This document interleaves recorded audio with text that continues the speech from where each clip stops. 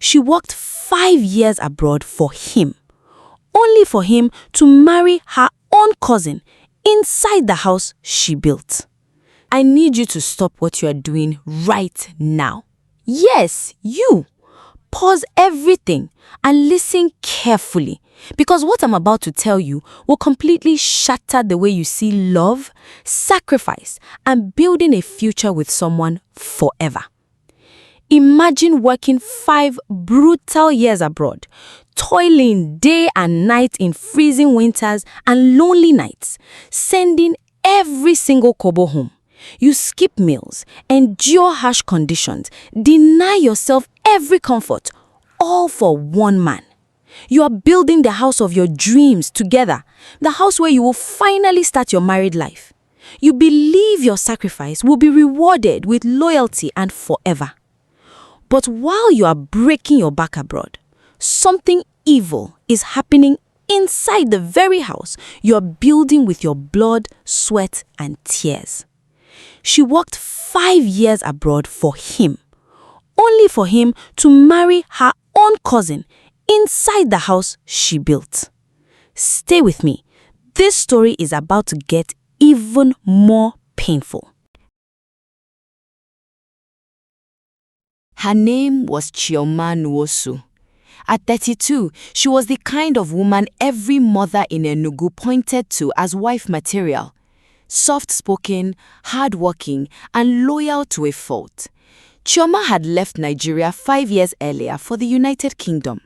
There, she worked as a live-in carer, wiping elderly bodies, cleaning bedpans, and enduring freezing winters and crushing loneliness, all so she could send every single pound home to the man she loved.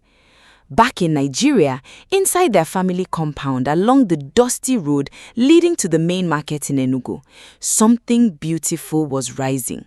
A 5-bedroom bungalow with boys' quarters, the house Chioma was single-handedly building with her blood, sweat, and tears. The compound itself was typical Nigerian, loud, lively, and full of eyes. Children played football in the open space until dust clouded the air. Women gathered under the big mango tree to roast yam, pound pepper, and gossip. The faded cream walls of the older family houses told stories of many harmattan seasons, and the generator always coughed and roared to life the moment NEPA took light. Neighbors like Mama Ngozi would shake their heads in admiration. See what a good woman can do. Every month, Chioma wired money for blocks, cement, roofing sheets, and Italian tiles. Her fiancé, Chinedu, supervised the work and sent her daily photos, walls going up, roof fixed, windows gleaming.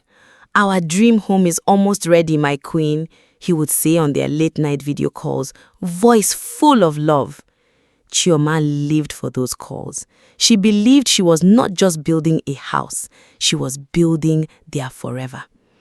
But those loving video calls hid the brutal truth of Chioma's daily hell.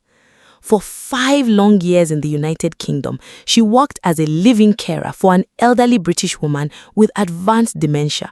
The job was soul-crushing. She was shouted at, spat on, and sometimes hit with a walking stick. She cleaned bedpans, bathed frail bodies, and stayed awake through endless nights when her patient wandered the house screaming. The English winters were merciless. Her hands cracked and bled from constant cold water and harsh detergents. She barely slept 4 hours a day. Chioma denied herself everything.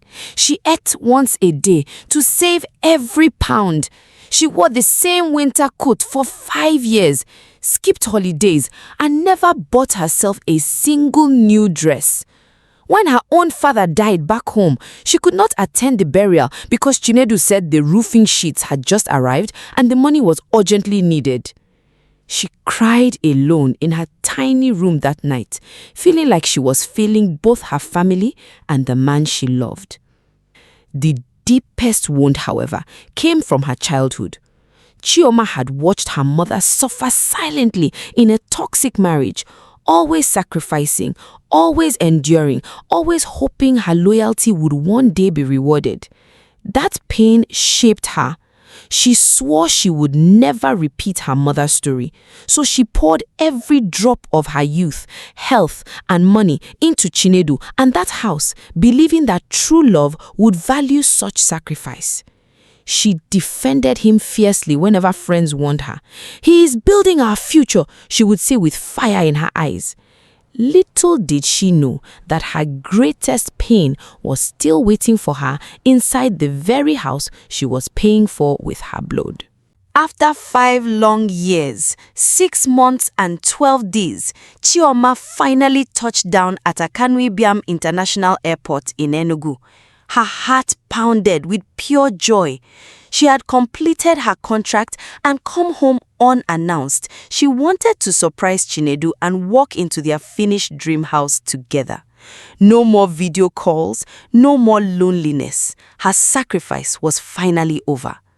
The taxi turned into the dusty road of the compound. Chioma smiled when she saw the tall 5-bedroom bungalow standing proud in the distance, exactly as the photos had shown. But as they drew closer, something felt terribly wrong. The compound was packed with people. Colorful canopies stretched across the open space. Plastic chairs were arranged in neat rows. Women in matching aswabi danced and sang at the top of their voices. Loud high-life music blasted from giant speakers. Children ran around in their Sunday best. The brand new house she had built, the house she paid for with 5 brutal years of her life, was decorated with white and gold fabric and fresh flowers. Chioma stepped out of the taxi, legs shaking. Then her eyes landed on the high table set right in front of the bungalow. There stood Chinedu, dressed in a crisp white agbada, smiling proudly. Holding his hand, radiant in a sparkling white wedding gown and veil, was her own first cousin, Adana. The same cousin Chioma had been sending money to for school fees and upkeep. The pastor was already speaking. The wedding was happening right now, inside the house she built with her blood, sweat, and tears. Chioma's suitcase slipped from her fingers and hit the ground with a loud thud. Chioma stood frozen for only a split second. Then something inside her snapped like a dry twig. She stormed through the crowd like a woman possessed, pushing past shocked guests until she stood right in front of the high table. "Chinedu!" Her voice tore through the compound like thunder. The music died instantly. Every head turned. "You are marrying my own cousin inside the house I built with my blood for 5 years?" Chinedu's face went ash gray. Adana looked down, veil trembling. Chioma's eyes burned with tears. 5 years. I cleaned shit. I starved. I froze in that cold country. I missed my father's burial because you said the money was needed for the house. I gave you everything. The crowd gasped. "But it gets worse," she screamed, voice cracking. "You have been sleeping with my own cousin for over 2 years? While I was sending every single pound from abroad, you two were planning this wedding in the house I paid for? You used my money to buy her wedding gown? You used my sweat to throw this party?" Adana tried to step back. Chinedu opened his mouth, but no words came. Chioma dropped to her knees in the red dust, body shaking violently. Tears poured down her face as years of sacrifice exploded out of her. "I defended you. I fought everyone who warned me. I destroyed my body and my youth for you. And this is how you repay me? In my own house?" Sobs tore out of her chest, loud, ugly, uncontrollable. The entire compound stood in stunned silence as the dream wedding turned into a public nightmare. The compound exploded into chaos. Guests stood up in shock. Women began ululating loudly in support of Chioma, while some men grabbed Chinedu by the collar and dragged him away from the high table. Adana's mother, Chioma's own aunt, fainted on the spot, her aswebi wrapper loosened in the dust. Chioma built this house with her own money, Mama Ngozi shouted above the noise. Chinedu, you have no shame at all. The wedding collapsed in minutes. The pastor packed his Bible and left. Guests started leaving, whispering and shaking their heads. Adana stood crying bitterly in her sparkling white gown, the same gown Chioma's hard-earned pounds had paid for. That same evening, Chioma's uncles called an emergency family meeting inside the living room of the house. Bank statements, transfer receipts, and building receipts were spread on the table. Every single kobo had come from Chioma's account abroad. The house legally belonged to her alone.